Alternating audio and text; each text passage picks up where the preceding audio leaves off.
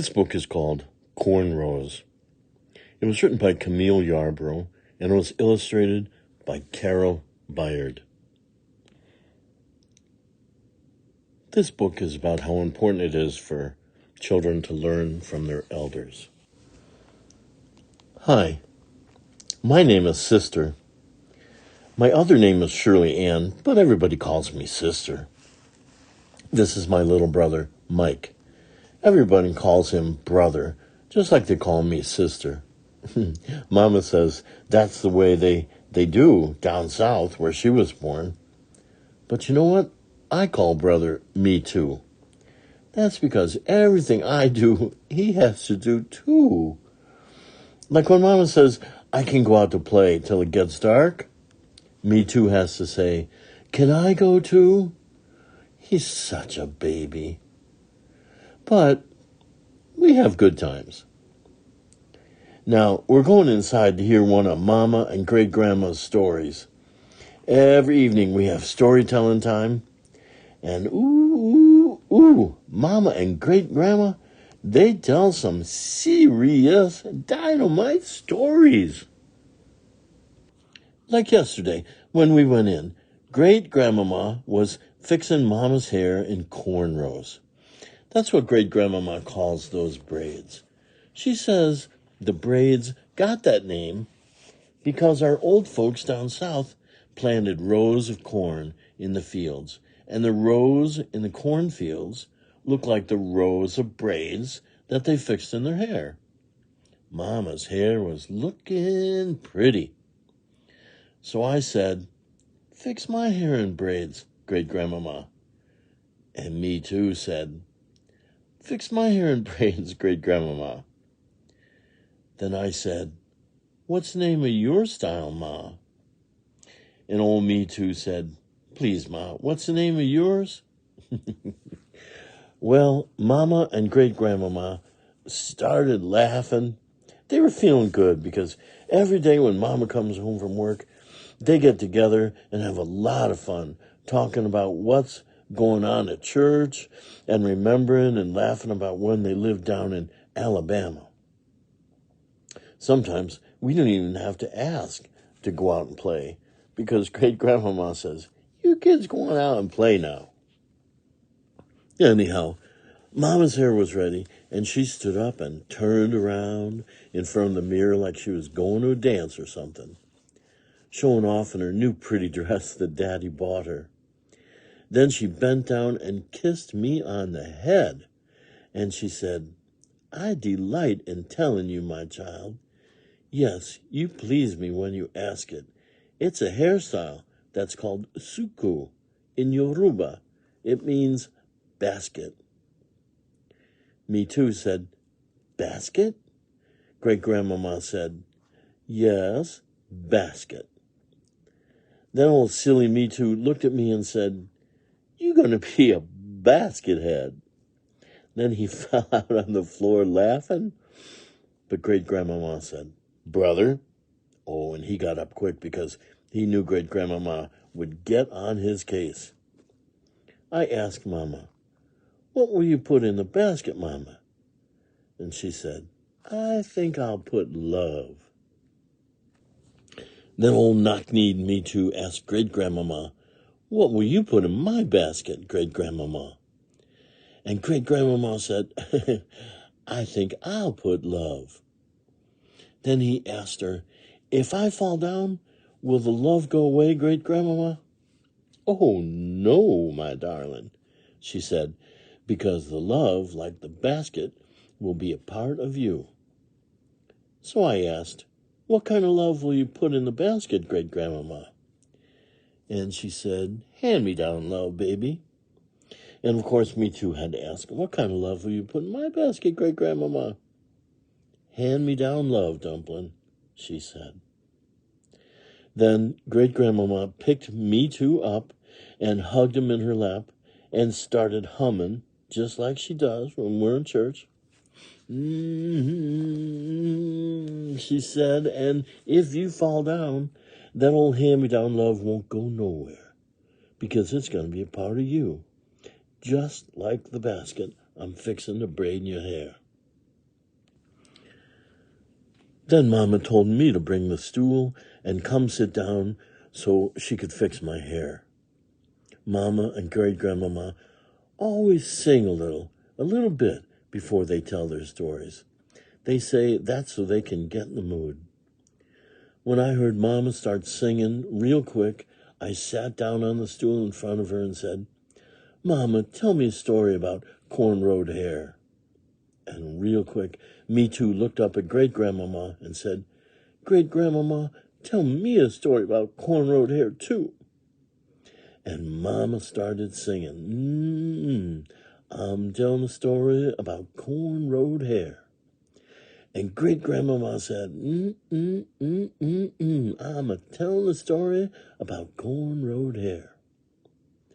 Then great-grandmama put Me Too down on his little chair so she could get at his head, and she said, "Child, come and sit by my knee, and I will tell you about your family tree, and I will dress you as a prince should be, and the right name will come to both you and me, and I will braid your hair, and I will braid your hair." We were real quiet then, and great-grandmama started telling the story. There is a spirit that lives inside of you. It keeps on growing. It never dies. Sometimes when you're afraid, it trembles, and sometimes when you're hurt and ready to give up, it barely flickers. But it keeps growing. It never dies. Now, a long, long time ago, in a land called Africa, our ancient people worked through that spirit to give life meaning and to give praise, and through their spirit gave form to symbols of courage and honor and wisdom and love and strength, symbols which live forever, just to give praise.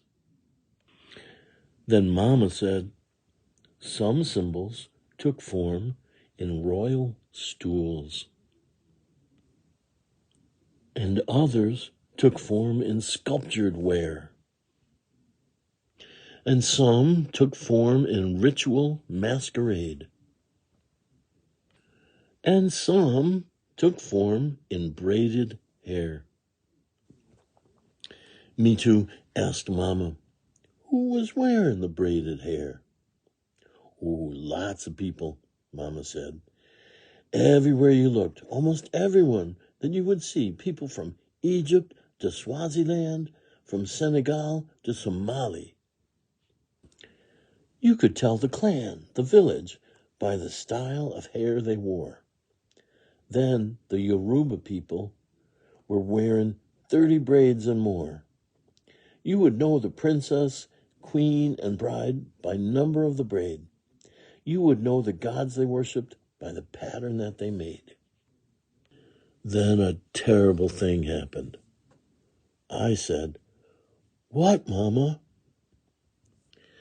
The clan, the village, the priest, the bride, the royalty, all were packed into the slaver ships and brought across the sea, where they trembled on the auction block and on the chain gang line, where they flickered on the pyre and while hanging from the pine, and the style that once was praise then was changed to one of shame. Then the meanings were forgotten, and forgotten was the name. Me Too asked great-grandmama, did the spirit die? And great-grandmama said, no such thing. If you're quiet, you can still hear the royal rhythms, still feel the spirit in the air. Look around and you will see the old, old symbol that we now call cornrowed hair.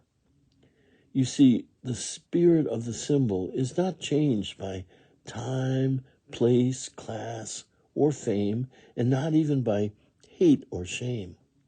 Oh, no. You see, It's the spirit that makes the symbol, and the spirit goes by many names.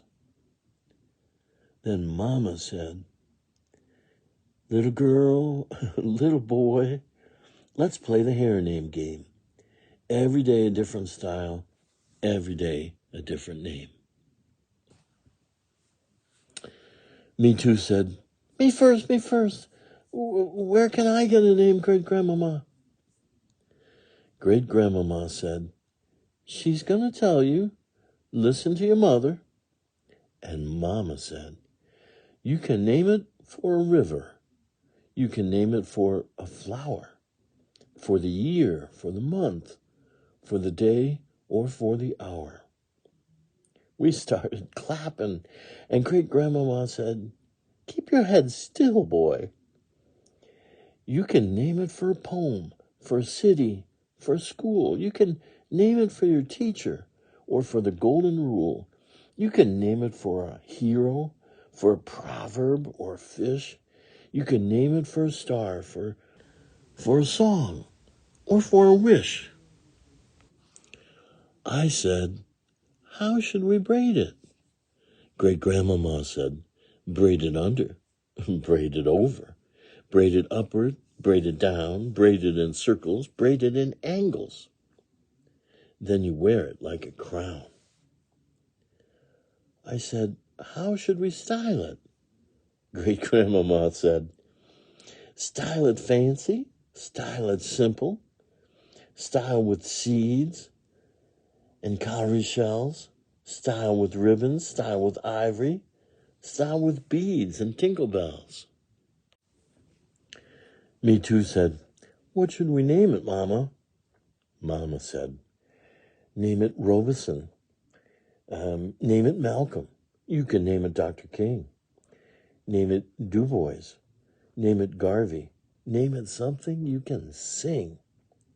Name it Tubman. Name it Hamer. Oh, you can style a Fannie Lou.